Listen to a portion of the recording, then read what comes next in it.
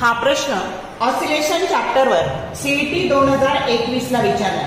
A particle is performing SHM with maximum velocity v if the amplitude is tripled and periodic time is doubled, then maximum velocity will be option A 1.5 v, B 3v, C 2v आणि D v.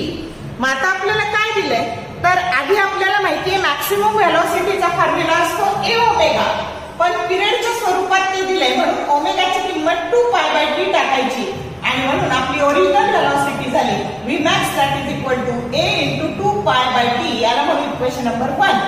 आता amplitude काय झालं triple झालं म्हणजे 3 पट झालं a dash that is equal to 3a.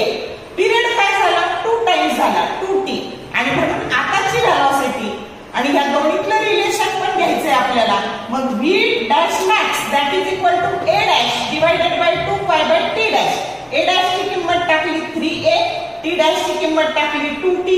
आता यातलं a into 2π into t बाजूला काढलं की ज्याची किंमत आपल्याला इथे v टाकता येणार आहे आणि म्हणून इथे 3/2 शिल्लक राहिले आणि मग 3/2 v म्हणजे नंतरची वेलोसिटी ही 3/2 टाइम्स ची ओरिजिनल वेलोसिटी आणि 3/2 म्हणजे 1.5 असतं आणि म्हणून v dash max काय आली आपली 1.5 टाइम्स ओरिजिनल v max. तिचा करेक्ट ऑप्शन ए आहे.